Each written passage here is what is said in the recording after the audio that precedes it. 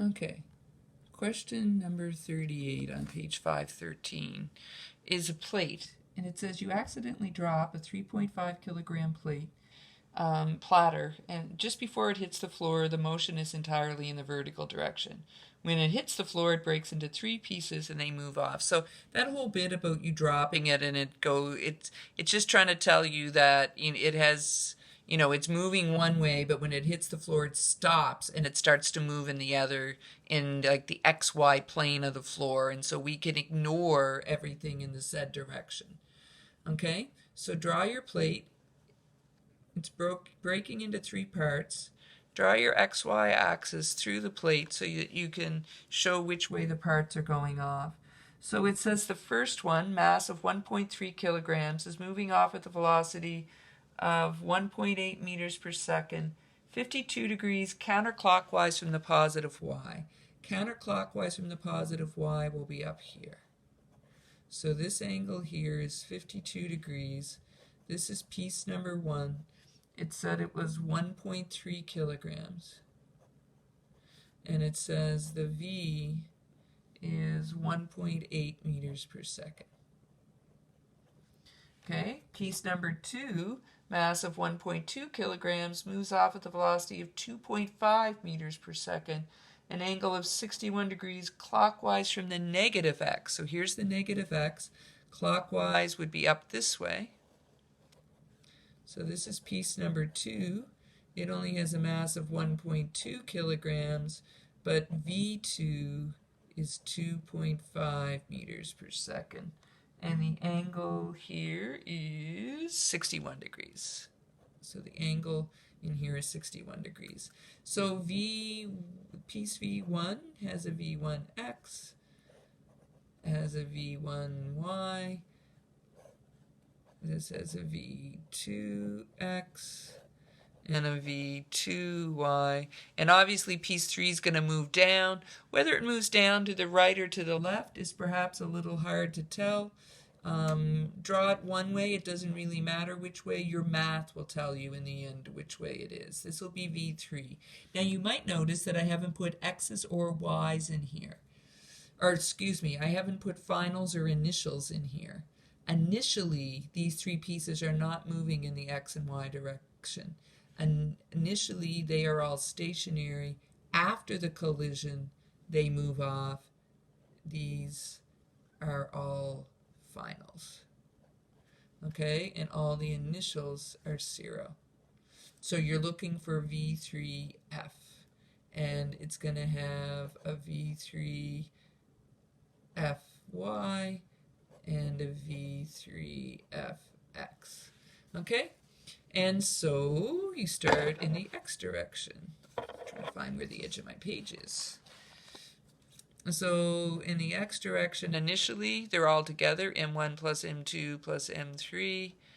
V initial x, which is going to be 0, and that'll be equal to m1 v1 initial, final x plus m2 v2 final x plus m3 v3 final x.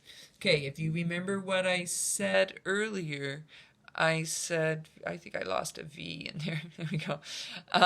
I said that you should look after the positives and negatives before you rearrange. Okay, so on this side, in the x direction, M1 is going positive. So it'll be M1, V1, F, and the x component is the adjacent. So it's cos theta 1. But V2 final x is going negative, so minus M2 V2 final, and the x here is also cos theta 2. And the unknown one, we don't know which way it's going, so just leave it and let the math tell you. So V3 final x. All right, so now that we have our positives and negatives, we can take them to the other side, rearrange for V3 final x. It'll be equal to m2 v2 final cos theta 2, and it becomes positive because I took it over. And the m1 becomes negative because I took it over, v1 final cos theta 1 divided by m3. And now fill in your numbers. V3 final x equals, this piece was 1.2 kilograms, 2.5 meters per second, cos of 61 minus 1.3 kilograms, 1.8 meters per second, cos of 52, divided by, oh, we didn't find the mass of this piece. Told us the whole thing was 3.5, and we have 1.2, and we have 1.3, so that's 2.5, so this must be 1 kilogram. So 1 kilogram. So V3Fx should end up equaling, and it's going to be tiny, I believe, 0.01378. 0.01378. It has more digits than that, but that's all I'm writing down. Works out to be positive, which means I drew it the right way. If it had worked out to be negative, it would have meant it was coming off on this side, and I would just have to flip my diagram around. Okay, so now we do the y. M1 plus M2 plus M3, V final y, V initial y will equal M1 V1 final y, M2 V2 final y, M3 V3 final y. Again, this goes to 0. Again, put in your positives and negatives before you rearrange them. And in the y, both 1 and 2 are going up, so they'll both be positive. So M1 V1 final, and if you look at the picture, it's the opposite side, so it should be sine theta 1 plus M2 V2 F sine theta 2, and again, let your M3 piece work out. So V3Fy will equal negative M1 V1 final sine theta 1 minus M2 V2 final sine theta 2 divided by M3. So V3 final y will equal negative 1.3 kilograms, 1.8 meters per second, sine of 52, minus 1.2 kilograms, 2.5 meters per second, sine of 61, divided by 1 kilogram.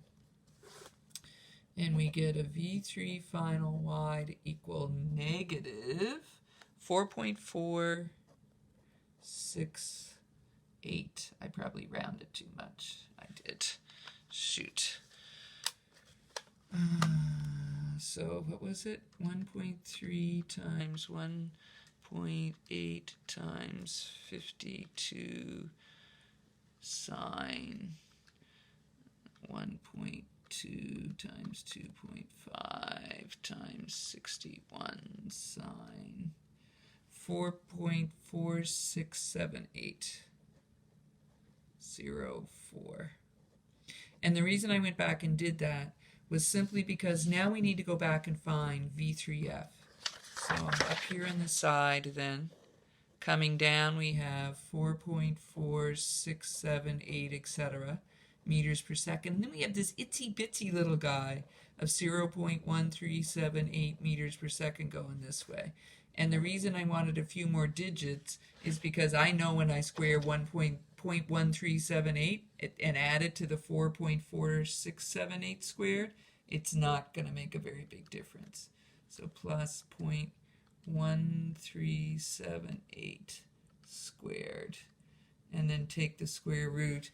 And so you get a V3 final of 4.46, I got 99 meters per second. And then find the angle. So at, and my angle is really tiny, 0.18. So 0.18 degrees. And it's going to be CCW, counterclockwise, from the negative y. If you did it from the positive x, then it would be like 89.82. Okay, and so this is our final answer. All right, that should earn your keep, a nice big question like that. So in the next video, I will do the ones from the sheet. Okay.